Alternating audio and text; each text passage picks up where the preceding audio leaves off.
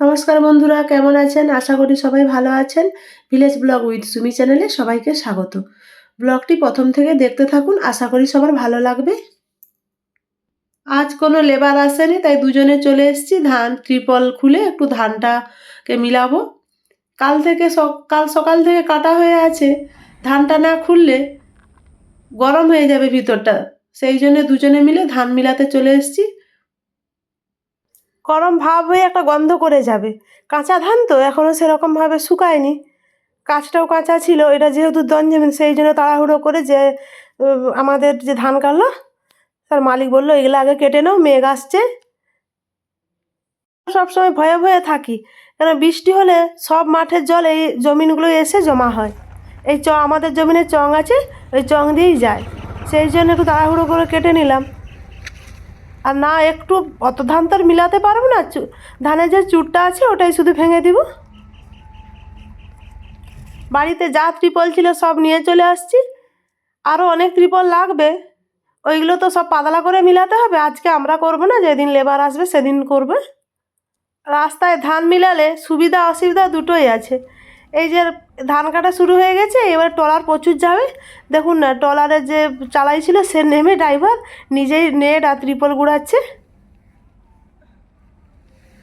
না হলে সব ছিঁড়ে যাবে। এই হলো সমস্যা সারা দিনে। আর ওই সময়টা তো প্রচুরভাবে বেড়ে যায় গাড়ি যাতায়াত, কেন অন্যান্য লোক ধান কাটে ধান নিয়ে যায়।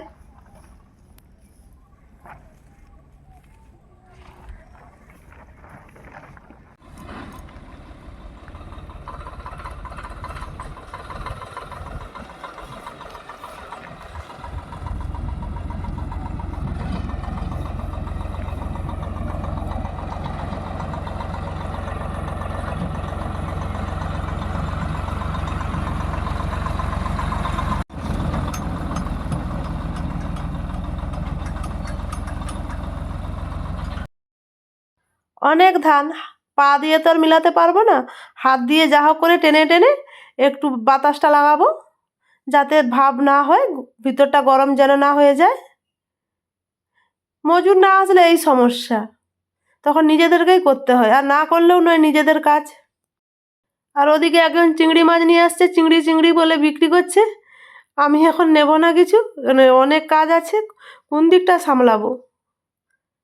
দেখুন না, ধান মিলাতে গিয়ে অবস্থা কুকুরের মতো হাঁপাচ্ছি। যেহেতু আমরা চাষি মানুষ, চাষটাই আমাদের সম্বল, তাই এটাকে যতটা পারি ভালোভাবে গুছানোর চেষ্টা করি। দেখতে দেখতে আমার সব ধান আমরা দুজনে মিলিয়ে নিয়েছি। বেশিটা আমি করেছি জানেন, আমার বর সে সব দিনেরই একটু কাজ করে, একটু কম করে, সে পারে না, সঙ্গে থাকে, কোনোদিন সঙ্গ ছাড়ে না। আমরা দুজনে মিলেই যা করি দুজনে মিলেই করি, কেউ কম কেউ বেশি, কাউকে একটু টেনে করতে হয়।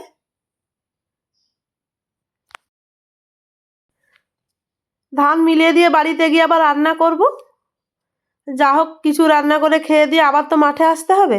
এইগুলো আবার ধানগুলো টেনে ত্রিপলগুলো গুছাতে হবে। আবার বলছে বৃষ্টি হবে, মেঘ দেখাচ্ছে, ভয় হচ্ছে। মাঠে ধান ঢেলেছি, যদি খুব জোর বৃষ্টি হয় আবার ভিজে যাবে, আমাদের অনেক জ্বালা।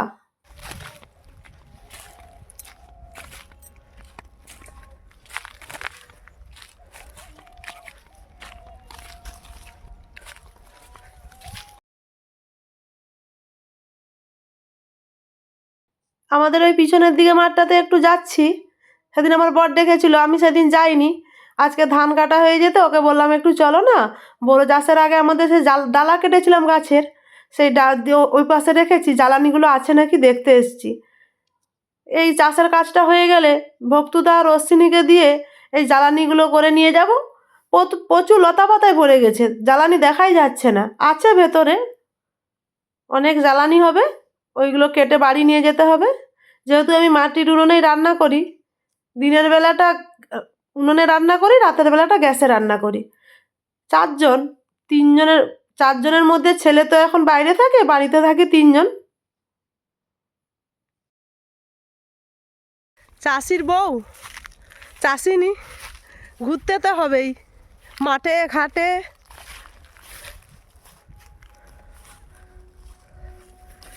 সব কিছু না লক্ষ্য নজর রাখলে সব শেষ হয়ে যাবে। তো যতক্ষণ পারবো, যতদিন পারবো সব কিছু লক্ষ্য নজর রাখবো। আমার শাশুড়ি মা সব কিছু লক্ষ্য নজর রাখতো। শ্বশুরমশাই চাকরির সূত্রে 1 বছর 1.5 বছর ছাড়া বাড়ি আসতো। আমার শাশুড়ি মা তার 4 ছেলে মেয়েকে উচ্চশিক্ষিত করেছে, মানুষের মতো মানুষ করেছে। আমরা তো আর সেরকম আমার শাশুড়ি মার মতো পারবো না। যতটা পারি হওয়ার চেষ্টা করছি।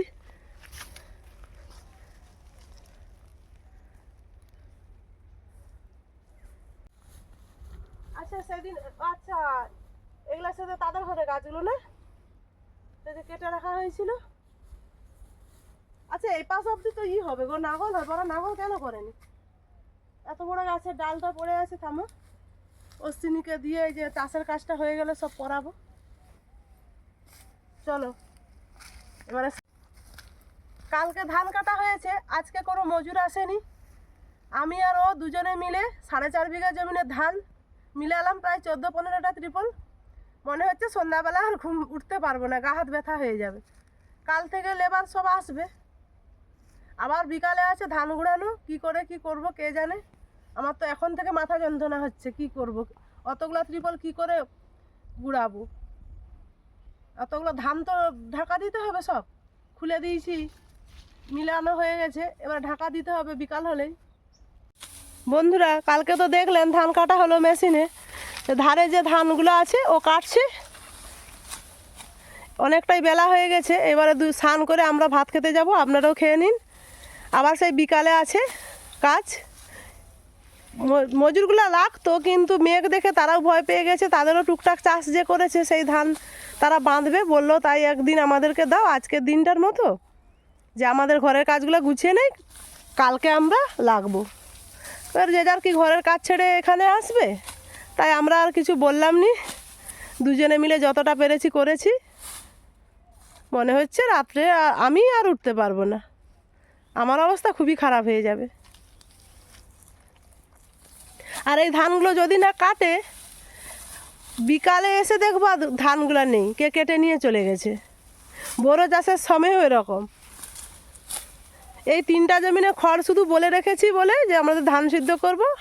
এই খড়গুলো নাও নি, এই মেশিনে কাটা যে খড় না হয় কতজন যে আসতো আর নিত, মানে এক সঙ্গে সঙ্গে জমিন ফাঁকা হয়ে যেত, একটা খড়ও পেতাম না।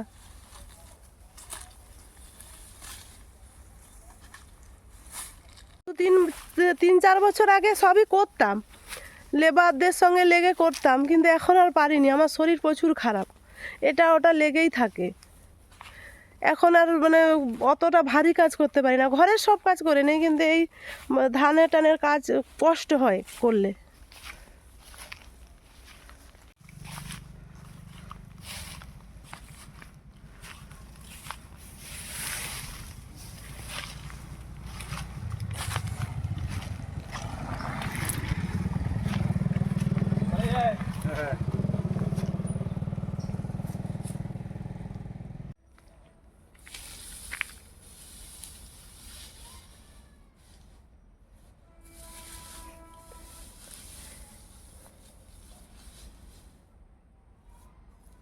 কি আর করবে, MA BEd করে বসে আছো, চাষের কাজ করছো, কপাল, সবাইয়ের কপাল তো আর সমান নয়।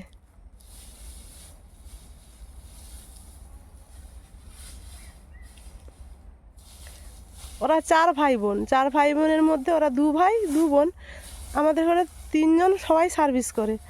ওই একমাত্র কিছু পেলো না, MA BEd করে বাবার জমি যা ছিল সেইগুলো দেখভাল করছে, আর কি করবে।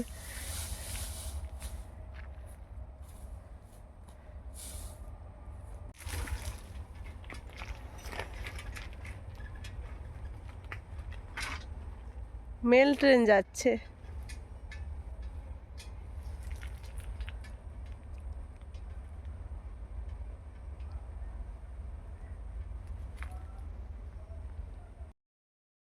দেখুন না, ধান টান মিলে দিয়ে এখন স্নান করে ভাত খেতে যাব। এখন দেখি আবার ট্রলার যাচ্ছে, তাই দাঁড়িয়ে থাকতে হলো। আর দাঁড়িয়ে থাকলে ভালো, একজন আর না হয় কি জোর করে গাড়ি চালিয়ে নিয়ে চলে যাবে। ড্রাইভারগুলো এতটাই বদমাশ। সামনে আছি তাই সেরকম কিছু করেনি। 3টা বেজে গেছে, খাওয়া দাওয়া করে বিশ্রাম নিয়ে চলে এসেছি। সব ধানগুলো এবারে গুটিয়ে নেব, ত্রিপলে ঢাকা দিতে হবে, আবার মেঘ হচ্ছে শোনা যাচ্ছে। বন্ধুরা, আমার এই ভিডিওটি যদি ভালো লেগে থাকে আপনারা লাইক, কমেন্ট, শেয়ার করবেন, সাবস্ক্রাইব করবেন, আমার পাশে থাকবেন। আজকের মতো আসছি, সবাই সুস্থ থাকুন, ভালো থাকুন। আমি কিন্তু আজ সুস্থ থাকবো না, আমি আজকে ঘুমিয়ে পড়বো, এতটাই পরিশ্রম হয়েছে।